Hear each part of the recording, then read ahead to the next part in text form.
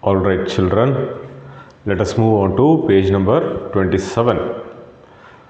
Mamluk dynasty or the slave dynasty. Why this dynasty is called slave dynasty, do you know? In the previous session I told Muhammad Ghori allowed his assistants, his viceroys to rule Delhi, right? These generals, the viceroys, Qutbuddin Aibak especially, who became the first ruler of Delhi, he was a slave under Muhammad Ghori. From being a slave, especially he was a military slave, okay. Qutbuddin Aibak was a military slave. From being a slave, he became a leader. So, this dynasty was mentioned as slave dynasty. A slave became a leader and ruled Delhi. So, it is slave dynasty. Qutbuddin Aibak expanded his territory to Afghanistan, northern parts of India and Delhi. The capital was Delhi. So, it was called the Delhi Sultanate. Sultanate in the sense territory or kingdom. The Delhi Sultanate, the Delhi kingdom.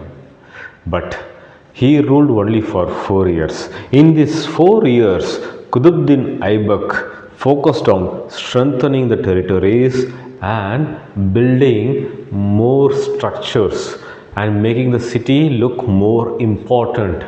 The three main important structures, architectural structures built by Qutbuddin Aibak, first and the foremost, Qutb Minar. This was the very first building, but it was not completed by him. I will tell you who completed it later. Qutbuddin Aibak focused on strengthening his kingdom and making the city more important. He wanted to develop the Delhi city. So, after Qutb Minar, he built this mosque, Quwwat-ul-Islam Mosque. This was built and later it was referred in the memory of a Sufi saint. Okay, he's an Islamic saint. What is this mosque name again? Please read it here. Quwwat-ul-Islam Mosque. And then he also built another structure. It's like a kind of a fort, you can say, or a building. Anyways, let's see what is that building. This structure built by Qutbuddin Aibak is called Arhai Din Ka Jopra. What it is called? Arhai Din Ka Jopra. Okay. These three structures became the symbol of Delhi. Even today we have Qutb Minar. Okay. Now, Qutbuddin Aibak ruled for 4 years and then he passed away. He passed away while playing a sport, polo. Do you know polo? They ride the horse and play this game, and he died. And you know who came after this? The famous Iltutmish. What's his name again? Iltutmish. Children, mind you, Iltutmish was also a slave and he was from Turkey. So, next, Iltutmish. Iltutmish was actually referred as slave of a slave. In the sense, he was a slave under Qutbuddin Aibak. Slave in the sense, military slave. They will do whatever the king asks them to do. Now, this Iltutmish became ruler of Delhi, but it was not easy. When he was about to become the ruler of Delhi, the other Turkish nobles opposed him. They don't want him to become the ruler. But anyways, he became the ruler. But you know what Iltutmish did? Granted gift to every Turkish nobles who opposed him. So because of this, he got more power and more support. People who were opposing Iltutmish, after receiving the gift, after receiving territories from Iltutmish, became a supporter of Iltutmish. See how smart Iltutmish acted here. Now, you know what tells special about Iltutmish? He is the final consolidator of the Turkish Empire in Delhi. In the sense, consolidator in the sense, he finalized and established a reign of Turkish rulers. After him, so many Turkish rulers started ruling Delhi. So consolidated means finalized and established in this context. Now what else he did? Let's see.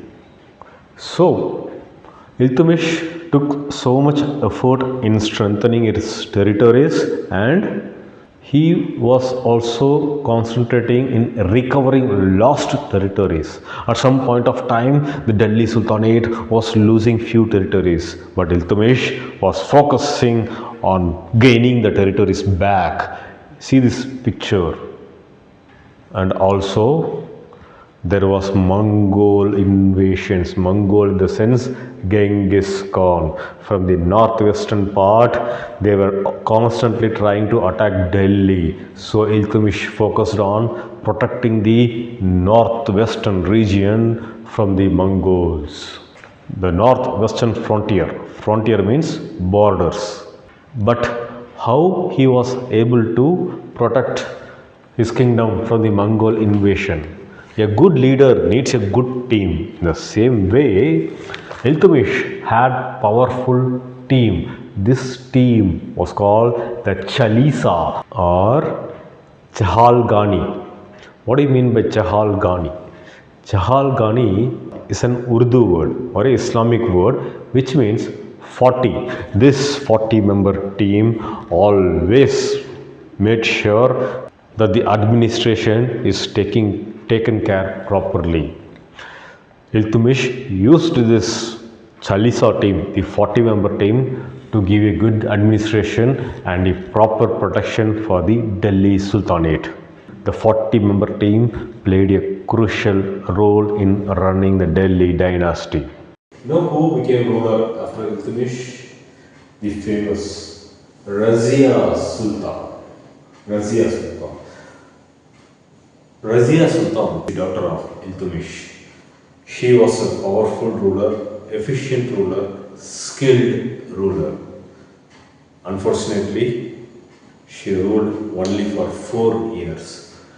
Do you remember who else ruled Delhi for 4 years? Qutbuddin Aibak. Anyways, but what is the reason behind Raziya Sultan ruling just for 4 years, though being an efficient, brave, skilled queen? Reason is her gender. Also, as a ruler, she appointed an Ethiopian slave. Ethiopia is a country in Africa. She appointed Yakut, an Ethiopian slave, as her supreme officer, superintendent. This Yakut is not a Turkish descendant, not from royal blood, and Raziya Sultan is also not a man. As per the Turkish customs and their religious customs, a woman cannot become a ruler.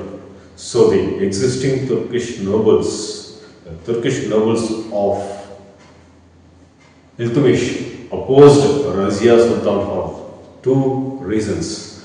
What are those reasons? She was a woman and she appointed another race, another descendant from different continent as a high officer. This angered the nobles and unfortunately they opposed her and even killed her.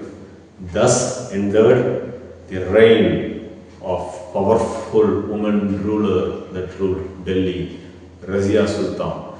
Do you know who appointed her as the queen? Of course, her father Iltutmish.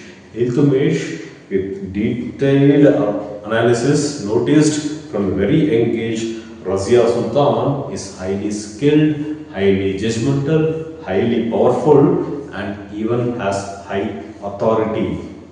Also, Iltutmish gave good position for his wife in the palace. The wife of Iltutmish always joined the royal palace with her king. In the same way, Iltutmish also found something special in his daughter, Raziya Sultan. Anyways, unfortunately, we couldn't get more power of Raziya Sultan, and she passed away. Who comes next? Of course, her brother. And what happened to him? We will see now.